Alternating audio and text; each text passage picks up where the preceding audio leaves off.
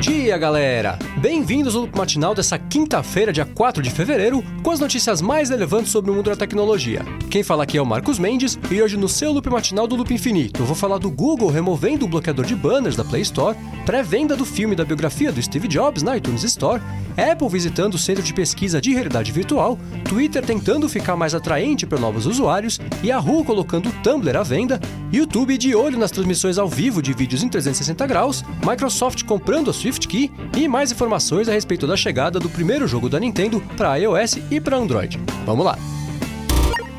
Ontem eu comentei aqui que o primeiro jogo mobile da Nintendo, chamado Miitomo, ainda não tinha uma data de lançamento. A empresa anunciou o game no ano passado, falou que ia ser lançado no fim do ano, aí o fim do ano chegou e eles disseram que ainda ia demorar mais um pouquinho. Bom, ontem a Nintendo deu mais uma informação a respeito do lançamento do jogo e falou que ele vai acontecer em março. Para variar, eles não deram uma data exata para o lançamento, mas disseram que a partir do dia 17 de fevereiro, as pessoas já vão poder fazer o que eles chamaram de Nintendo Account, cadastrando um e-mail, uma conta de alguma rede social ou então um Network ID da Nintendo.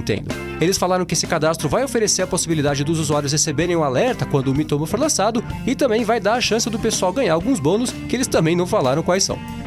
Pra quem não sabe que jogo é esse, o Miitomo é uma espécie de administrador de avatar multiplayer que usa os Miis, que são avatares que já existem hoje nos dispositivos da Nintendo. O jogo vai chegar para Android e para iOS, e pela quantidade de teasers que a Nintendo vem fazendo para tentar empolgar a galera, divulgando informações assim de pouco em pouco, a impressão que dá é que a Nintendo já percebeu que vai lançar um game que ninguém quer jogar.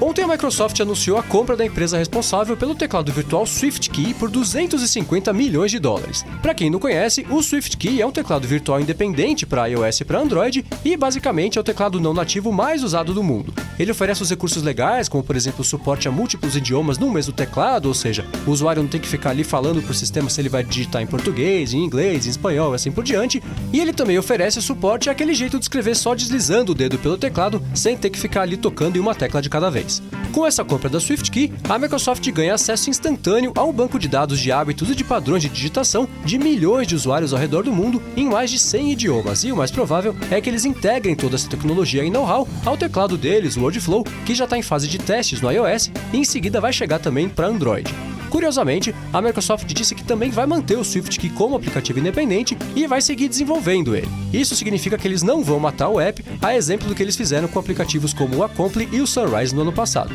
Ótima notícia!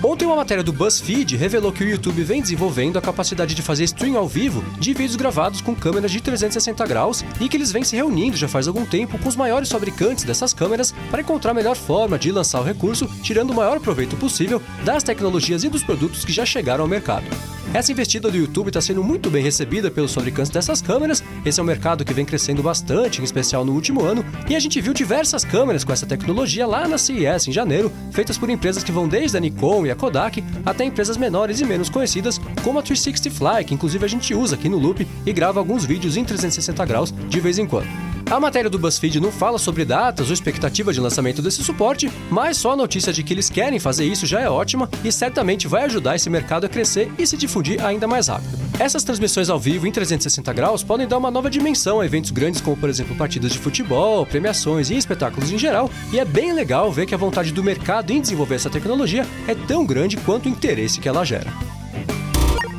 No episódio de ontem, eu falei sobre a situação do Yahoo, que vai de mal a pior. Eu comentei aqui que eles aproveitaram a divulgação dos resultados financeiros mais recentes para dizer que a empresa está à venda, e ontem, ao longo do dia, apareceu a informação de que eles reduziram o valor de mercado do Tumblr para 230 milhões de dólares para ver se eles conseguem encontrar algum interessado em comprar. A aquisição do Tumblr foi uma das primeiras grandes conquistas da CEO Marissa Mayer, e na época o Yahoo pagou 1 bilhão e 100 milhões de dólares, o que significa que eles estão dispostos a vender o Tumblr por menos de um quarto do preço que eles pagaram. Na época, ela publicou uma carta dizendo que sabia que o Tumblr era especial, que estava num bom momento e que ela prometia que não ia estragar o serviço. Com essa informação de ontem, parte dessa promessa é cumprida, né? Ao invés de deixar o serviço afundar junto com o Yahoo, eles resolveram vender a divisão a preço de banana na expectativa de alguém se animar para comprar. O negócio agora é torcer para que os próximos donos do Tumblr também se preocupem em manter o serviço bacana e funcionando. Agora eu vou falar do Twitter, que também está passando por um momento meio difícil, mas ao contrário do Yahoo, ainda não desistiu da ideia de conseguir se salvar sozinho. Ontem a empresa anunciou 2 novidades voltadas para usuários não logados da plataforma, na esperança de conseguir fazer com que essas pessoas se interessem pelo serviço, levando elas a criar uma conta ou então a voltar a usar o Twitter. A primeira novidade é a homepage, que vai começar a aparecer para os visitantes que acessam o twitter.com a partir do computador. Essa home vai servir como uma espécie de porta de acesso para vários assuntos, alguns deles inclusive ligados à localização atual do visitante. A pessoa escolhe um assunto, como por exemplo os playoffs da NBA, o festival de gastronomia ou então alguma questão política local, e aí ela é levada para uma tela que vai concentrando e exibindo novos tweets que tenham a ver só com aquele assunto, o que é uma coisa bem bacana para mostrar como o Twitter é uma rede ativa e útil e também para reforçar esse imediatismo como principal vantagem do Twitter. Outra novidade que eles anunciaram foi para quem acessa a home do site a partir de algum dispositivo móvel. A pessoa se depara com uma mensagem de boas-vindas que diz descubra notícias e conversas que estão acontecendo agora ao redor do mundo e passa a listar ali logo embaixo vários tweets de destaque, sejam eles de usuários famosos ou de usuários anônimos. Aí basta o usuário tocar em algum desses tweets para ver os comentários e discussões que foram gerados a partir daquele post. Bem interessantes essas novidades do Twitter. Inicialmente elas parecem meio bestas, meio sem graça, mas elas tentam resolver o principal problema que vem impedindo o crescimento da plataforma, que é se mostrar convidativa e fácil de entender para usuários que ainda não têm uma conta e ativa e vibrante para as pessoas que tenham desistido de usar a rede por qualquer motivo. É claro que existem outros inúmeros problemas no Twitter, sendo o principal deles a omissão na hora de lidar com casos de trolls ou de tweets abusivos, mas é legal ver que o Twitter segue empenhado em tentar resolver pouco a pouco os principais problemas que assolam a plataforma.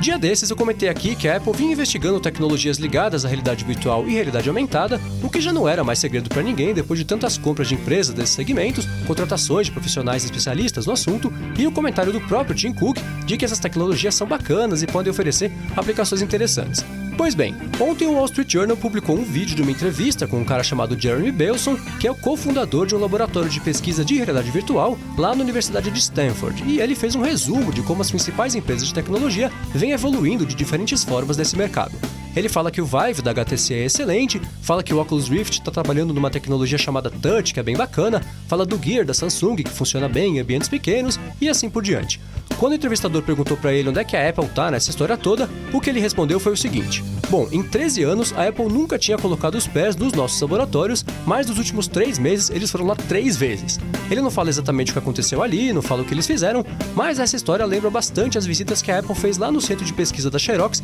em 1979 e que serviram como base para a adoção do que na época foi um jeito novo de mexer no computador, envolvendo um mouse, ícones representando arquivos e pastas e uma área de trabalho para acomodar a coisa toda. Se em 79 essas 3 visitas na Xerox deram origem à era da computação moderna, o negócio agora é esperar para ver o que essas 3 visitas lá no centro de pesquisa de Stanford vão proporcionar para a realidade virtual. Agora uma notícia rápida para quem perdeu a chance de ver a biografia do Steve Jobs no cinema. O filme com as legendas em português entrou em pré-venda na iTunes Store brasileira, custando $20. Ainda não tem nenhuma informação a respeito da data oficial do lançamento do filme lá na loja, mas caso você já queira garantir a sua cópia, é só passar lá na iTunes Store e desembolsar 20 Obamas.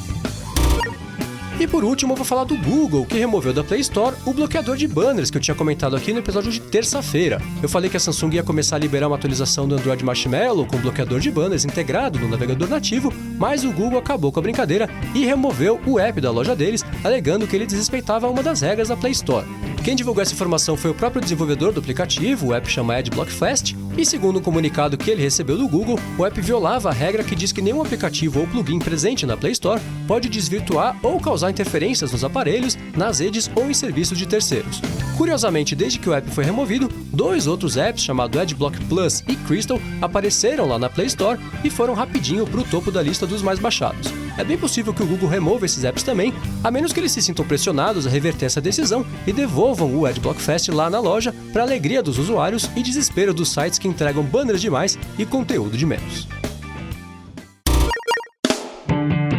É isso aí, galera. O Loop Matinal do Loop Infinito vai ficando por aqui. Os links das notícias de hoje vocês encontram aqui na descrição do episódio e também lá no soundcloud.com/loopmatinal e no youtube.com/loopmatinal. Se você quiser falar comigo no Twitter, procura por MVC Mendes que eu tô sempre por lá. Obrigado a todos pela audiência, não deixe de se inscrever lá no canal do Loop Infinito no YouTube e eu volto amanhã de manhã. Falou!